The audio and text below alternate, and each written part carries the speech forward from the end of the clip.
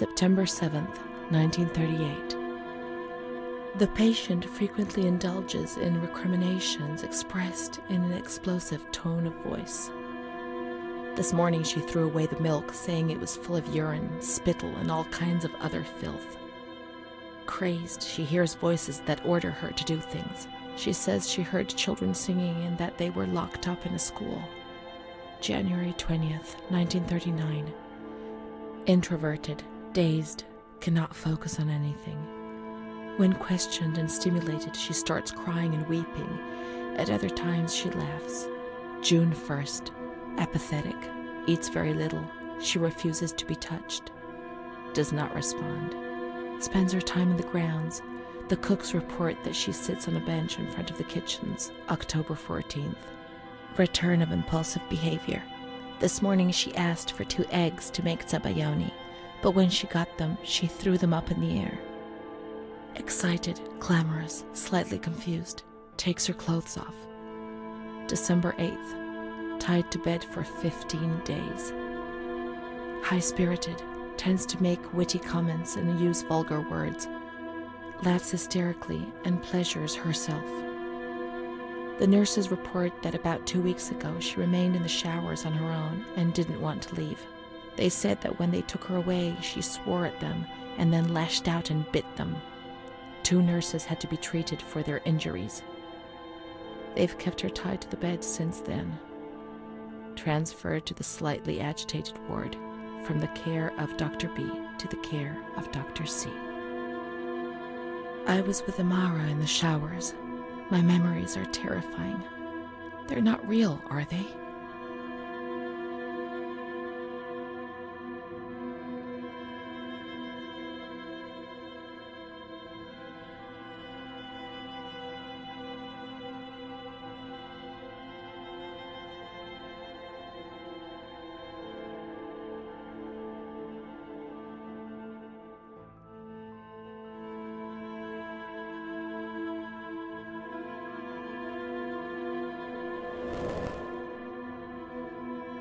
December 15th. Dr. C. Patient notes. The abnormality of her psychic state has induced her to lead a life which is irregular and tends towards delinquency.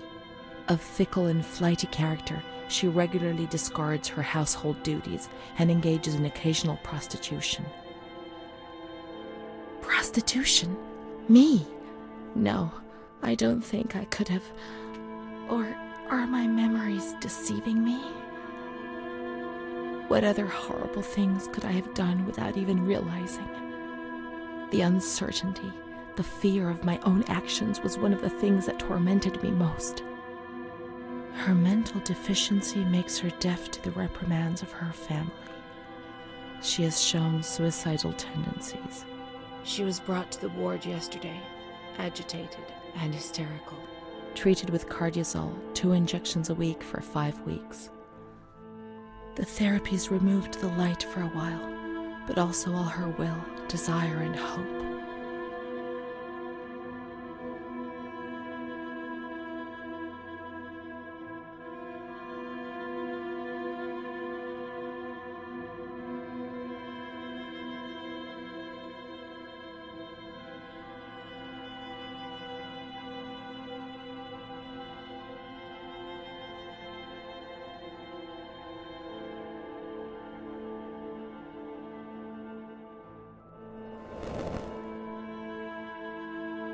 It was torture, but we had no choice. Nobody explained anything. No one tried to help us understand. We were like farm animals.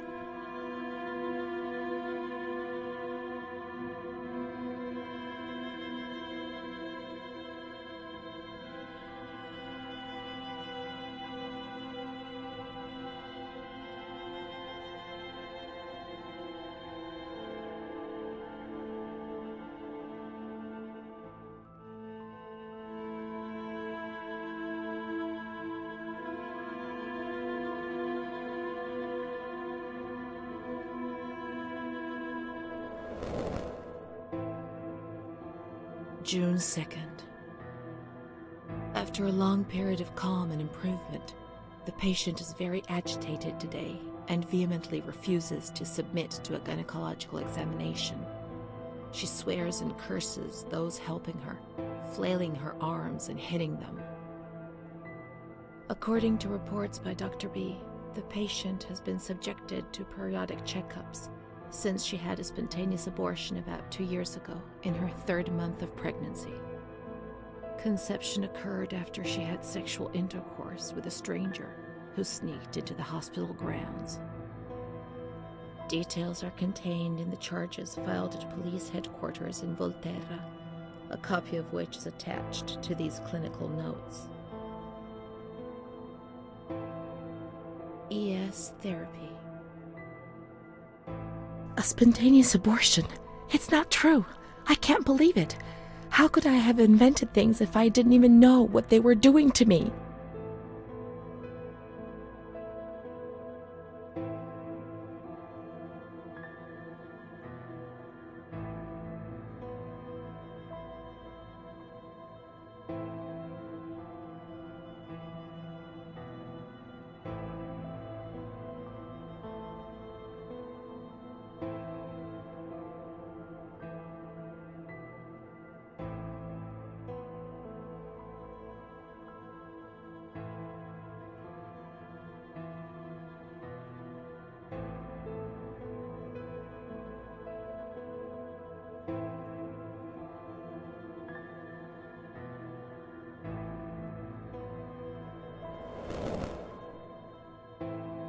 June 13th.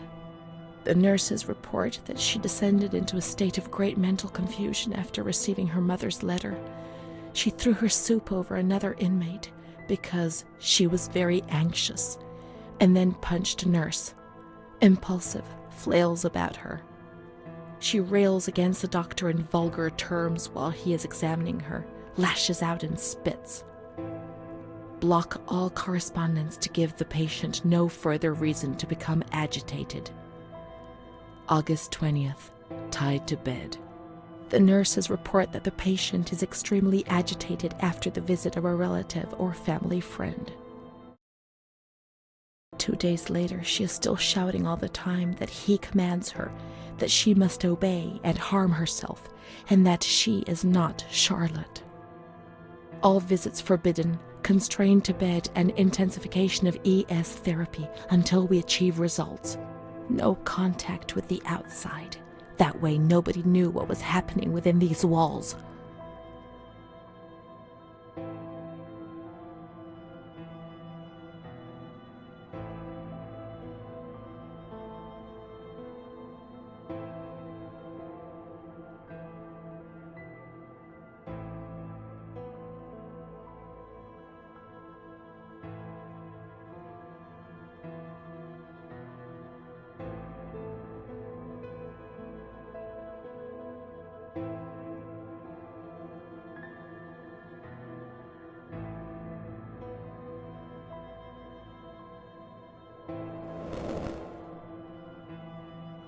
March 3rd. Alert, correct attitude, replies when questioned. The nurses report that the patient is calm, she washes and looks after herself. She affirms the existence of a certain Amara. She says that Amara is a patient who disappeared when she was moved to this ward. No confirmation. Probably a regressive hallucination. Evaluate transfer. Did I imagine Amara? That's not possible. She was there. I know she was there. I feel it. She must have left some traces of her presence. We can try to find her medical records in the archive where their letters were filed.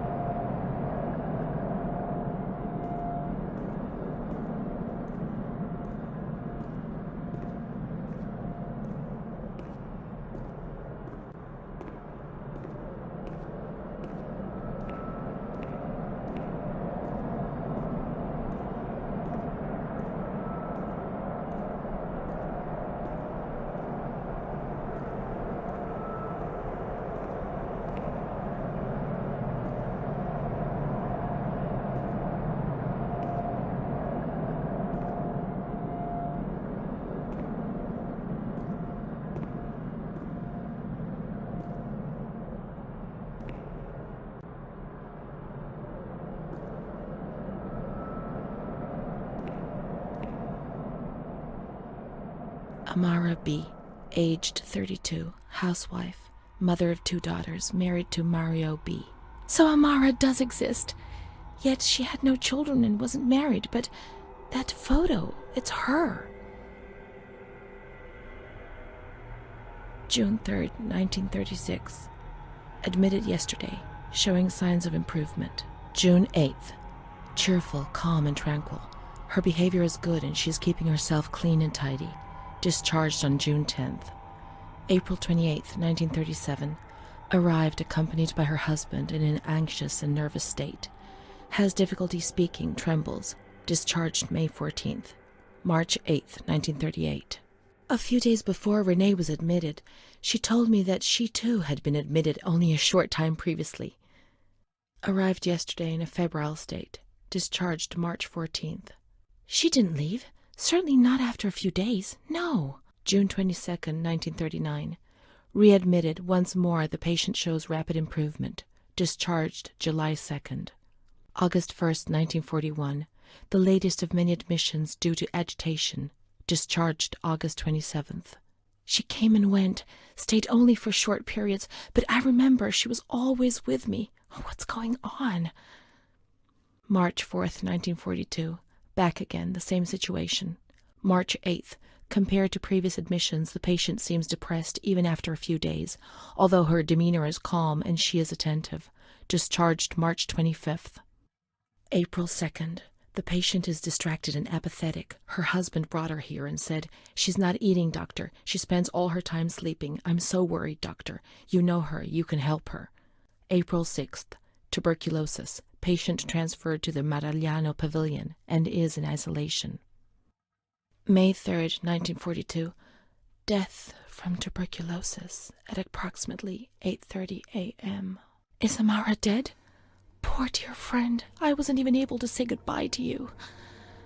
Enclosed is a manuscript written by the patient, probably in a state of delirium. I'm dying, I know it. I'm losing a lot of blood, bleeding internally too. It's strange. Since I came back in here, I can't stop thinking about that little girl with her sad eyes, her desperation. I only saw her for a short time, it's true, but she remains in my heart. Will she still be here? I hope to God not. I hope she's better and her mother's taken her home. My memories don't match up. What's the point of this? Perhaps my memory is playing tricks on me. Things are not as I remember them, as I see them. But she said she liked me. I just can't understand it. I just wanted to say goodbye to her for the last time. I never even said goodbye to her.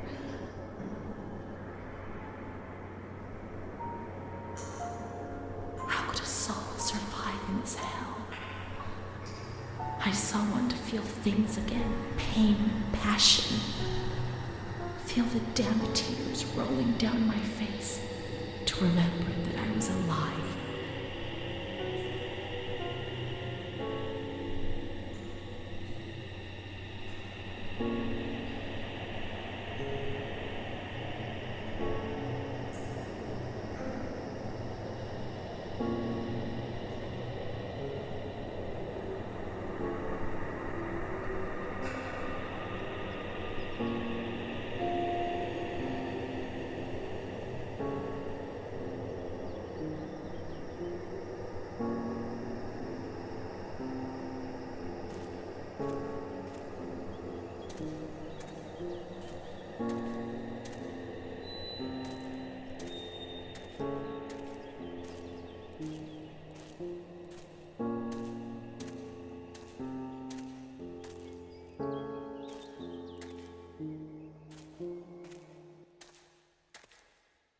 I can't be sure it's Amara's.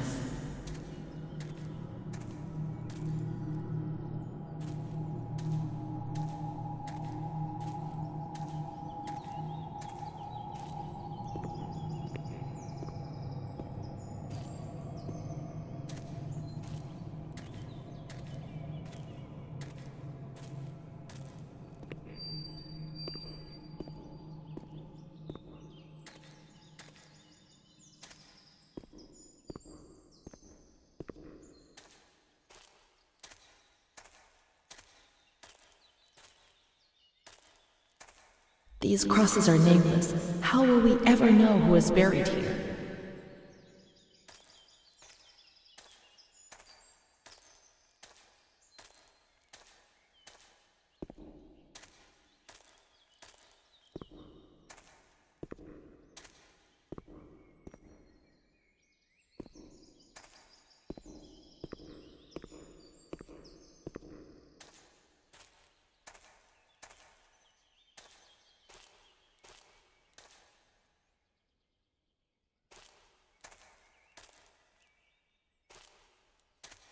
There are no names. We were worth nothing in death as in life. If there was someone out there who cared for you, well, perhaps. I had Mom. Let's go and wait for her. She'll come and get us. She promised.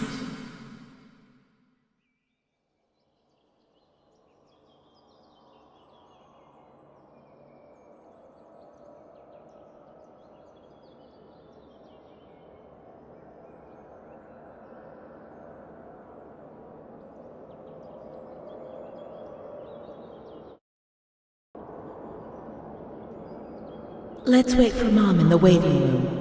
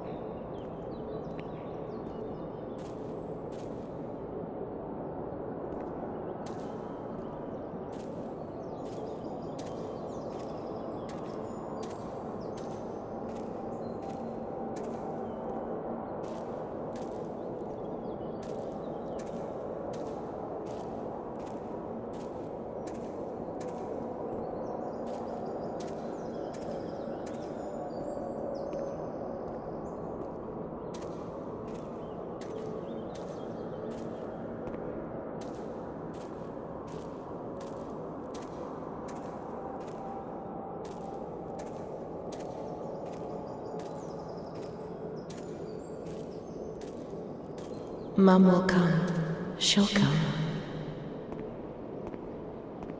She promised, and she'll come to get us.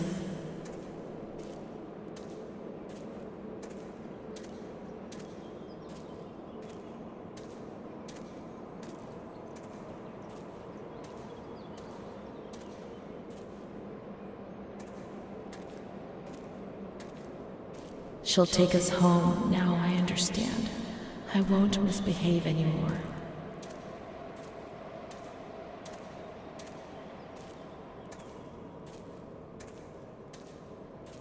I won't misbehave again, Mom. Please don't leave me here.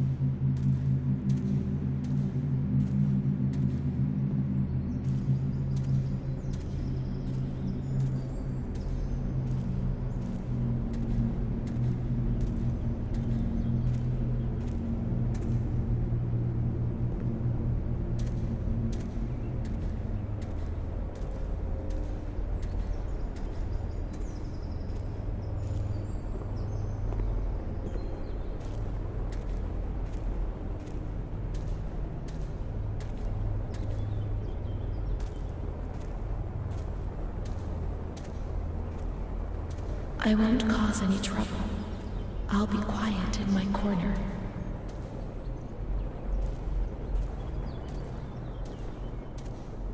How I miss that dark corner where I used to spend whole days.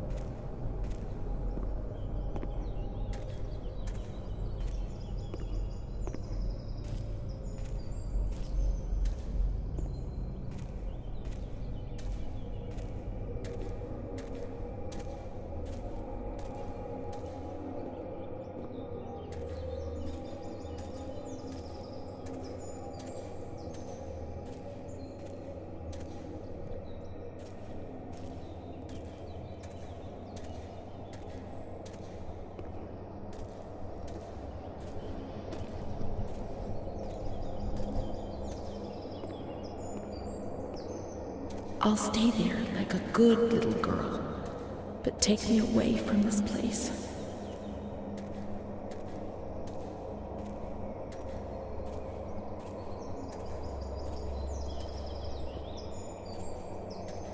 I must always concentrate on nothingness.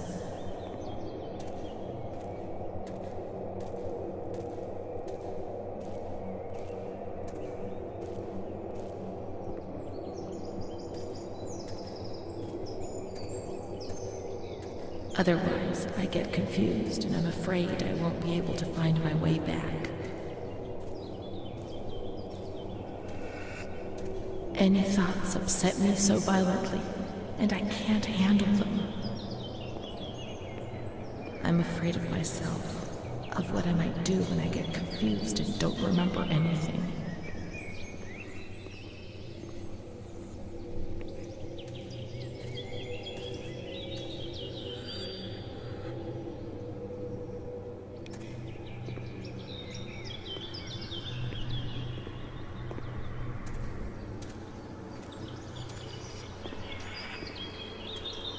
There are some wounds I'm not aware of. And that's the pain that causes me the most anguish.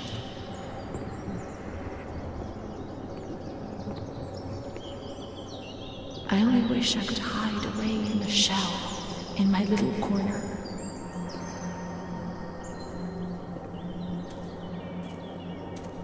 See no more, hear no more. No longer exist.